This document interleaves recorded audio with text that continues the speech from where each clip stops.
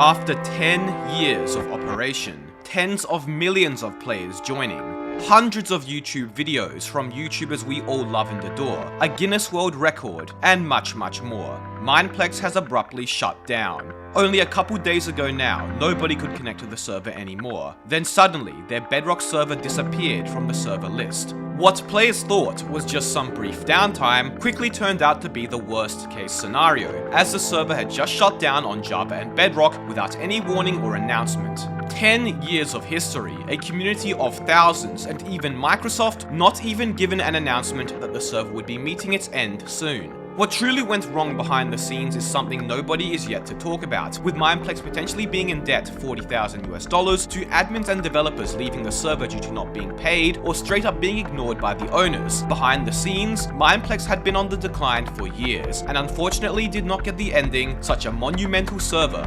deserved.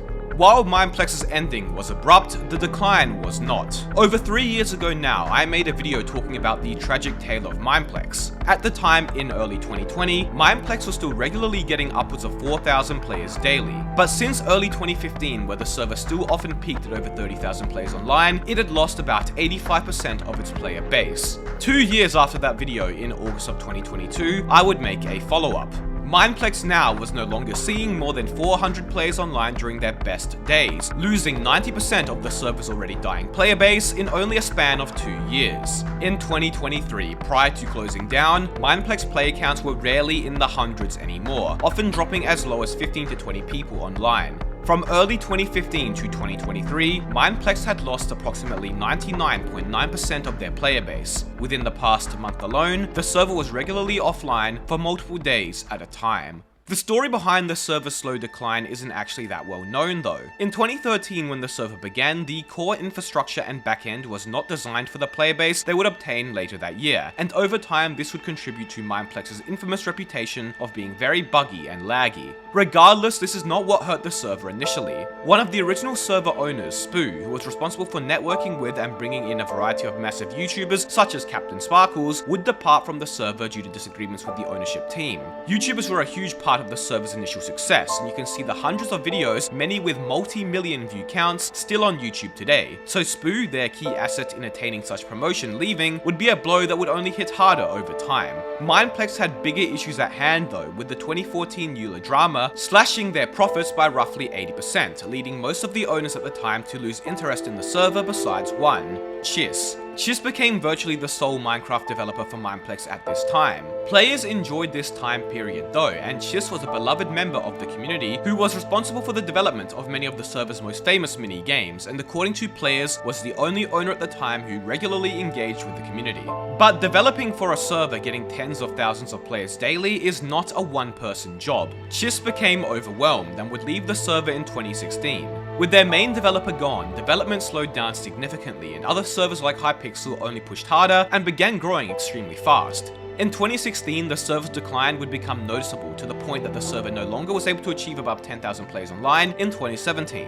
New owners Strut20 and Apogee would come in 2017, but the server's outdated backend code was proving limiting, and many new game modes and updates released around the time had a significant lack of polish and a variety of issues that weren't fixed fast enough. Throughout 2018 and onwards to 2020, the server saw a much sharper decline. From the beginning to end of 2018, the server lost almost half its player base, further halving again by the end of 2019. No new players came to take the leaving player's place. The server began steadily declining in terms of quality as well. Game modes and minigames were neglected and left without updates for months, eventually becoming years. Paid developers, admins and staff would leave over time due to the disconnect between server owners and the staff team, slowing down updates even more, and Bedrock was seemingly prioritized over Java. At least that's what the players thought. By 2022, the situation was dire, with the server no longer even able to get more than 1,000 players online. But that same year, for the first time in a long time, there seemed to be a sense of hope.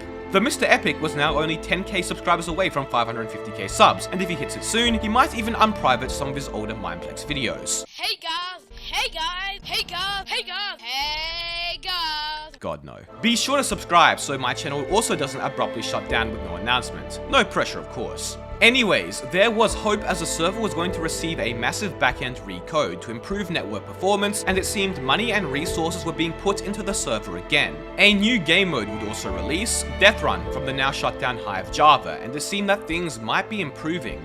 They did not though. Death Run was not sufficient to bring new players in, and the newer infrastructure ended up having a myriad of issues, and the server kept continuing to bleed their player count. Behind the scenes, things were already ending though. Throughout 2022, a variety of staff, including admins and developers, stopped being paid and thus left the server. After the failure of Death Run and the new infrastructure, almost everyone stopped being paid, as was told to me by an admin. No communication was ever really received from the server's remaining owners, Defect7 and Strut20, who were speculated to have lost interest in the server, pursuing their other businesses instead, of which were much more successful. Regardless, a good chunk of the staff remained, still maintaining the community and being active within it, but without the time and resources of the owners, the server was still doomed to fail. A bit over a week ago now, the server went down. This wasn't super unexpected though, as it had gone down for days at a time already, as the new infrastructure was still being employed by Java's last remaining developer, Alex the Coder. But this was different, as even he didn't know what was going on. In fact, nobody knew what was going on. The admins and staff had no clue. Much speculation occurred. The server, forums, and even Bedrock server were down for about 3 days, and nobody knew why. Then Dean, a server admin and also one of the 2 players who the owner supposedly still communicated with, would break the news to everyone on Discord that the server would be going down forever. Dean mentions that he shouldn't have had to be the one to tell us, insinuating it should have been the owners who had left everyone in the dark, wishing things could have gone differently and the server could have had the proper send-off it deserved. Dean further elaborates in announcements he gave in Mineplex staff discords, mentioning that not even Microsoft was seemingly informed beforehand of the server shutdown, and that one of the owners, Strut20, just shut down all the servers without telling anyone. It was all so sudden. And just like that, Mineplex, once the biggest and most famous server of them all, had just shut down forever. But why? Why did they shut down so abruptly though? What happened with the new server infrastructure? Why did they shut down their Bedrock server, which was still successful? Why was there no prior announcement, leaving almost everyone, including admin, staff, and even Microsoft, in the dark for days? Well, from talking with various staff on the server, the answer is pretty clear. The owners simply didn't care about Mineplex anymore. As I mentioned earlier, the owners only ever really talked to 2 people, one being the admin Dean, and the other being Java's lead developer, Alex the Coder. Beyond that, no other staff ever seemed to be able to communicate with the owners properly, and clearly even Dean understood how poorly the staff was treated, mentioning in his staff Discord announcements that the staff was never respected, and he was boiling with rage over that fact. The owners of the server were extremely disconnected from the staff and community. Many players assumed that because of their other successful businesses, and after the server's big cut to profits in 2014 due to the EULA, Mineplex was but an afterthought for them now. The fact that they weren't even willing to announce the server's permanent shutdown in advance, not even giving their community a thanks, is very telling of that fact. Imagine being responsible for a Minecraft server for 10 years, one of the most successful and well-known of all time, that has made you tens of millions of dollars, and then not even saying goodbye or having enough respect for your community that you inform them in advance. No shutdown event, no final goodbye, the server just gone like that. According to the server's admins, the owners simply stopped paying for their server hosting one day. It was as basic as a statement as, yeah, we don't want to pay for it anymore. Mineplex was hosted in a data center known as INAP, and running a server in a data center can be very expensive. Part of the reason the server's infrastructure was being improved was to help cut costs after all, and since it didn't end up working out as intended, this may have very well been the end of the rope for the owners. They didn't want to pay for Mineplex anymore. This is also likely why much of the staff team also stopped being paid later in 2022, as they must have been trying to save money wherever they could. But was Mineplex really losing money that badly? While Mineplex Java was edging closer and closer to the grave with every passing day the past few years, Mineplex Bedrock was doing pretty well, which is why players are so surprised it also shut down. The server was far from perfect, and even later prior to the server shutting down, there were many complaints of the server being riddled with bugs and issues. I know for a fact that Mineplex Bedrock Survival was teeming with exploits, dupes, and hackers. That's if you could connect, of course. Not to mention their minigames being plagued by cheaters. Yet Mineplex Bedrock still was a featured server, one of the first to be partnered with Microsoft, mind you, and was still regularly seeing over 4,000 players during their peak daily. Sure, it had declined from the 15,000 plus it was getting 2 years prior, but 4,000 players daily is nothing to scoff at. So why would they shut down such a relatively successful server as well? Well, I got in contact with Gyro Ninja, who was Mineplex Bedrock's main developer. According to Gyro Ninja, he was the only one working on Bedrock since mid-2020, and was basically the only one keeping the server updated online and lag-free. He wasn't being paid very much, which led him to eventually lose motivation to work on the server and become burnt out. As he told me, it got to the point where he was doing everything for the entire server, which of course is very stressful, especially so when you have thousands of players playing daily. With all the stress and burnout, he stopped doing as much work and would eventually stop being paid. In October 2022, Gyro Ninja stopped being paid, yet still continued to keep Bedrock up and functional, addressing any downtime or lag the server had, and did so up until the server's final days. The Mineplex owners did not seem to be willing to get Gyro Ninja proper help, supposedly not seeming interested in investing money to scale the team, and since they weren't really willing to make any significant investments, it made it very hard to find any competent developers. Gyro Ninja continued to work on the server as he wanted to keep the server fun and enjoyable for players, with the server still having appeal to him due to its large reach allowing players to enjoy his creations. The issue was, all signs point to the fact that Bedrock was not very profitable. Gyro Ninja never had an incentive to make the server profitable since he wasn't being paid anymore. For example, prior to the server shutting down, one of the Mineplex owners asked him to implement subscription-only games you could only play with a rank. But considering he wasn't receiving any monetary benefit and was only making the server worse for its players, he lacked the motivation to do so as effectively as he could, and thus, these games completely failed. Simply put, Bedrock likely could not make much profit, if any at all, because it was being solely maintained by one developer who wasn't even making money himself, and with the Mineplex owners being unwilling to invest money into scaling the server's development team, it was only going to continue to decline. One person isn't enough to maintain a server that large, especially when they aren't even being paid. So, with Bedrock being unprofitable and Java clearly unprofitable as well, even with all the pay cuts that would happen, it's likely Mineplex was still bleeding money. Now take this bit of information with a grain of salt. According to a reputable anonymous source who was close to Mineplex higher-ups, Mineplex's owners were supposedly over $40,000 in debt to their hosting providers. As I mentioned earlier, hosting at data centers is expensive, even more so than traditional server hosting, but necessary for servers getting tens of thousands of players daily. So, if Mineplex, Bedrock, and Java weren't making money, it wouldn't be surprising if they gradually accumulated this debt over the many months their player base declined. It also makes sense in relation to why they stopped the server, which is due to them not wanting to pay for hosting anymore, and grow such a debt even larger.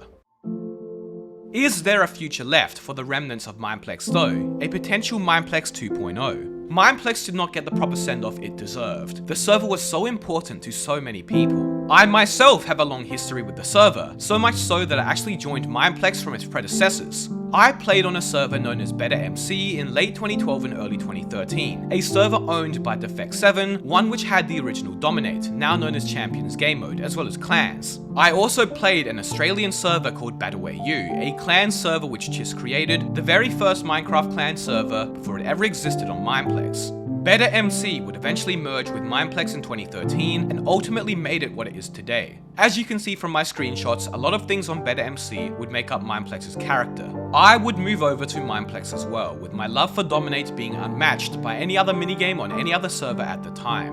Mineplex is one of the just 2 Minecraft servers I ever donated to. Throughout 2014, I would upload my first ever YouTube videos, Mineplex YouTube videos. I learned how to use editing software, how to record gameplay, how to make thumbnails, sort of, all because of Mineplex. In 2020, when my YouTube channel had 500 subscribers, the first video I'd made, which got 10,000 views, was a Mineplex video. The video which blew my channel up was also a Mineplex video. Mineplex is a big part of the reason my YouTube channel is successful and here today. Part of my Minecraft server, og-network.net, is even inspired by Mineplex. Mineplex is the single most important Minecraft server, no, gaming experience I ever had. And I'm sure many of the members of Mineplex's community who continued playing the server long after its owners essentially abandoned it, the many staff who were passionate enough about the server to keep it running, even when they received no payment or communication from owners, and the thousands of players who still played regularly, even days before the server shut down, also have their own similar memories and experiences with the server they will cherish forever.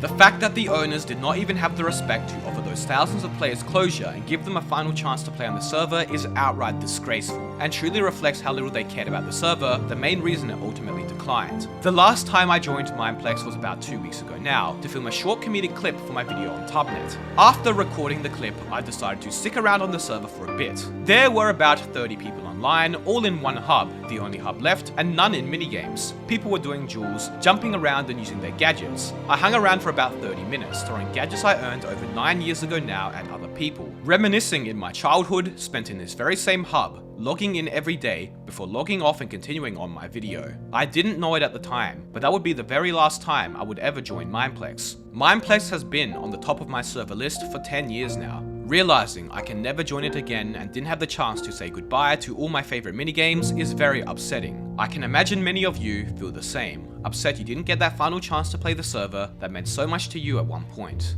Not all hope is lost though. There is plans for a Mineplex version 2, or rather a Mineplex Reimagined. Some of the staff from Mineplex have begun working on a reimagined version of the server, of which will contain popular Mineplex game modes that have been long neglected, as well as eventually doing unique long-term game modes that take elements of Mineplex like Clans and Champions kits and build them into more persistent game modes. It's very early in development and things are subject to change, so I won't say too much, but from what I've heard, there are plans for a large-scale, modern Minecraft RPG featuring updated abilities and kits from Mineplex's game modes, but in a proper open world with bosses, questing, PvE, and much more. It's like the future Mineplex players could have only dreamed of having. The server is looking for help, including builders, devs, as well as players, so check out their Discord I linked below. It should also be noted that this server isn't intended to be Mineplex 2, they're going to go their own way and do their own thing still, so don't consider it as so. I hope you all enjoyed this video. Rest in peace Mineplex, the best Minecraft server that ever existed. Make sure to subscribe. Thank you all so much for watching. Hey guys, what is up? XX Crazy 101XX here. Come on, we can do this. We have 4 minutes. I heard someone. Yay! GG everybody. Anyway guys, we're back for the next round and we're back on Skylands. This is my very first Minecraft video. You got kicked for suspicious movement. Oh, got you there. Hello. You dead, bro? Oh yes, double kick just there. And today I'm going to show you a glitch on the Mineplex lobby. Look how many arrows he just shot there. Oh my gosh! Guys, this guy's a hacker! Peace. I'm not sure what you're trying to do. It's a nice view from up here as well. Thanks for watching. See you all next time.